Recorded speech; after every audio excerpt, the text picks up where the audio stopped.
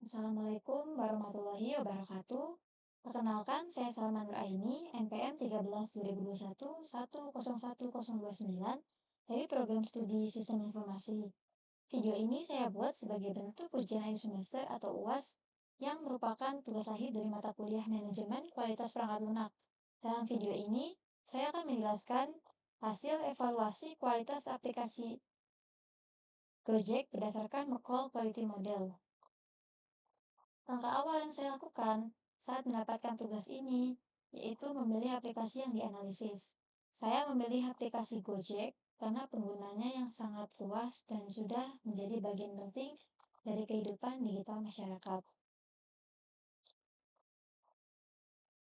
Hmm, eh, aplikasi Gojek ini memiliki banyak fitur penting seperti transportasi, pengantaran, makanan, pembayaran digital, dan lainnya. Karena kompleksitas fiturnya, saya ingin mengetahui apakah aplikasi ini sudah cukup memuaskan dari sudut pandang pengguna atau masih ada aspek yang perlu ditingkatkan. Mengapa Merkle Model? Karena Merkle Model dapat mengevaluasi kualitas perangkat lunak dari berbagai aspek seperti fungsionalitas, efisiensi, keandalan, keamanan, dan kemudahan pengguna. Saya menggunakan dari ketiga perspektif yang ada, yaitu product revision, product operation, dan product transition. Saya menggunakan perspektif product operation yang relevan untuk mengevaluasi aplikasi yang digunakan langsung oleh pengguna. Di sini saya menggunakan 5 faktor utama. Faktor yang pertama yaitu correctness, dengan subfaktor traceability, completeness, dan konsistensi. Faktor yang kedua efisiensi, dengan subfaktor execution efisiensi dan storage efisiensi. Faktor yang ketiga reliability, dengan subfaktor konsistensi, akurasi, dan error tolerance. Faktor yang keempat integrity, dengan subfaktor access control dan access audit. Dan faktor yang terakhir yaitu usability, dengan subfaktor operability, training, dan communicativeness. Selanjutnya, tahapan analisa faktor Merkle Model. Yang pertama, menentukan kriteria yang digunakan untuk mengukur suatu faktor. Yang kedua, menentukan bobot dari setiap kriteria, dimulai dari 0,1 sampai dengan 0,4 berdasarkan kepentingan pengguna terhadap perangkat lunak. Tabelnya bisa dilihat di sini. Selanjutnya, menentukan kriteria, di mana nilai kriteria didapatkan dari hasil perkalian jumlah jawaban responden dengan skala, kemudian dibagi dengan total seluruh responden. Skala yang digunakan adalah skala Likert. Yang keempat, menghitung nilai total dengan rumus FA sama dengan W1 dikalikan C1 ditambah W2 dikalikan C2 hingga WN dikalikan CN, di mana FA merupakan nilai total dari subfaktor A, W1 merupakan bobot untuk kriteria 1, C1 adalah nilai untuk kriteria 1. Yang kelima, menghitung nilai rata-rata setiap faktor kualitas dengan rumus nilai faktor kualitas sama dengan jumlah nilai total subfaktor dibagikan jumlah subfaktor. Yang keenam, kemudian nilai faktor kualitas diubah dalam bentuk persentase.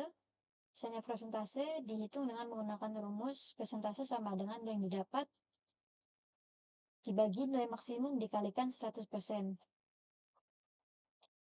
Nilai maksimum yang diperoleh dari skor tertinggi Likert yaitu 5. Hasil persentase digunakan untuk memberikan jawaban atas kelayakan dari aspek-aspek yang diteliti. Kategori kelayakan dibagi menjadi 5 kategori dengan rentang nilai maksimal yang diharapkan adalah 100% dan minimum 0%.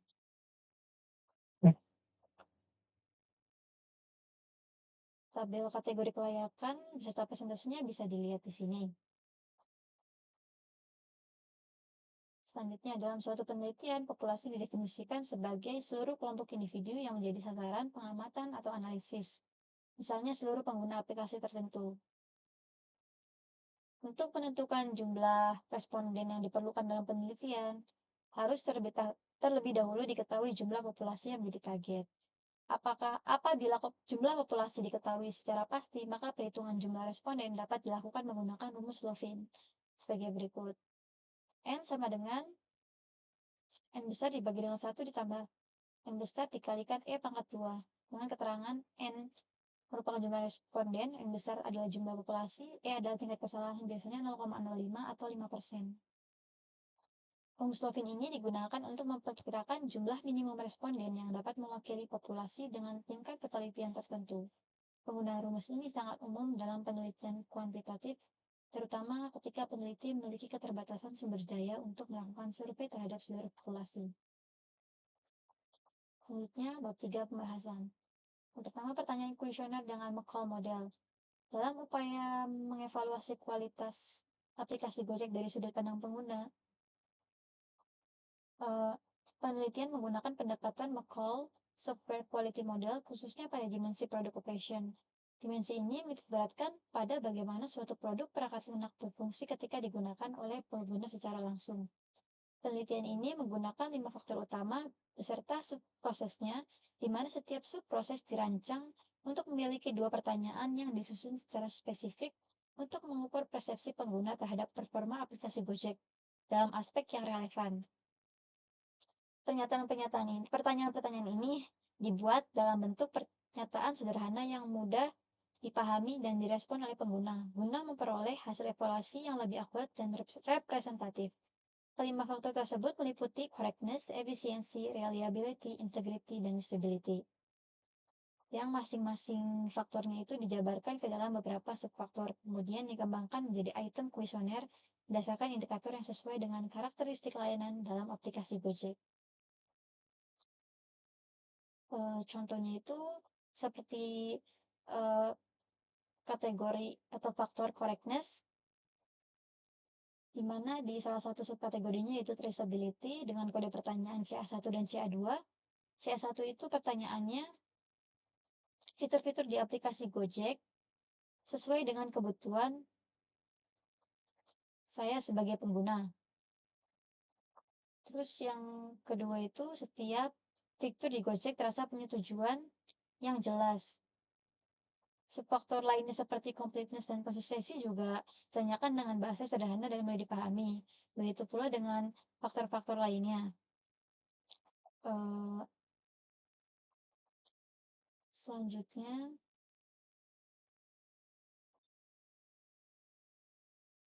jumlah dan kriteria responden.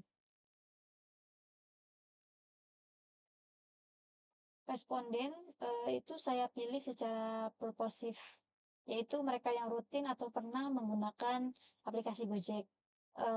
Jumlah populasi yang saya asumsikan itu sebanyak 176 orang berdasarkan pada orang yang saya jangkau melalui grup kampus, media sosial, dan kontak pribadi.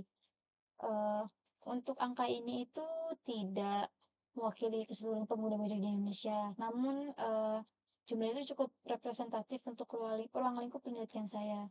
Dengan tingkat kesalahan 5%, saya menggunakan rumus Lovin dan hasilnya adalah 122 responden. Ya, selanjutnya, hasil perhitungan. Berikut adalah tabel hasil perhitungan data kuesioner. Nilai dari tabel ini kemudian digunakan sebagai acuan dalam perhitungan setiap subfaktor dari setiap faktor. Sini bisa dilihat faktor correctness, subfaktornya, kode pertanyaan, skala. Ini skala berdasarkan dengan skala Likert, kriteria, dan bobot. Kriteria didapatkan dari nilai skalanya ini dikalikan dengan skala Likertnya. Selanjutnya, perhitungan pada faktor correctness.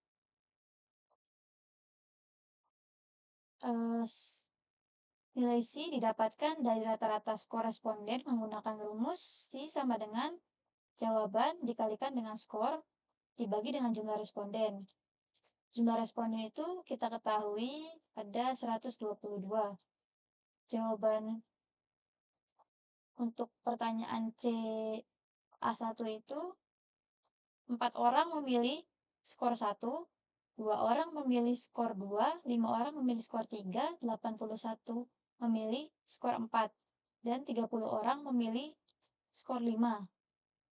Maka C sama dengan 4 dikalikan 1, 2 dikalikan 2, 5 dikalikan 3, 81 dikalikan 4, tambah 30 dikalikan 5. Skor total ini yang sudah dikalikan tadi dibagi dengan total responden yaitu 122. Dapatkan hasilnya yaitu 4,07. Dan sama untuk yang lainnya.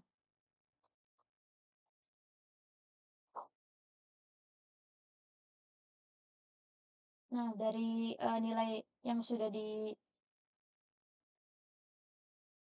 didapatkan tadi, nilai C tadi sudah didapatkan, maka selanjutnya itu dikalikan dengan bobot masing-masing. Misalkan di sini perhitungan pada faktor correctness untuk pertanyaan CA1, nilai C adalah 4,07 dengan bobot 0,4. Hasilnya adalah 1,628. Nah, untuk CA2, nilai C-nya itu ada 3,98 dikalikan bobotnya itu 0,3, hasilnya 1,194. Itu dijumlahkan, lalu didapatkan hasilnya itu 2,82. Kemudian ditambahkan dengan subfaktor lainnya yaitu faktor completeness yaitu 2,74, konsistensi yaitu faktornya 2,37. Maka dilanjutkan nilai perhitungan faktor correctness adalah rata-rata dari subfaktor completeness, konsistensi, dan traceability. Di sini nilai correctness itu berarti 2,83 ditambahkan 2,74 ditambahkan 2,37 dibagi dengan 3. Maka hasilnya 2,64. Nilai correctness itu memiliki nilai 2,64 yang kemudian diukur nilai faktor kualitasnya dalam bentuk persentase. Sama dengan 2,64 dibagi 5 dikali 100% hasilnya 52,8%.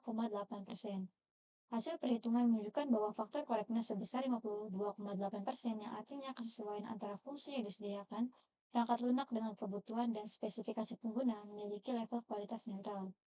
Ini perhitungannya itu berlaku untuk subfaktor lainnya. Di sini perhitungan pada faktor efisiensi hasilnya menunjukkan bahwa faktor efisiensi memiliki persentase sebesar 46,7%, yang artinya kesesuaian antara fungsi yang disediakan oleh perangkat lunak dengan kebutuhan dan spesifikasi pengguna memiliki level kualitas netral.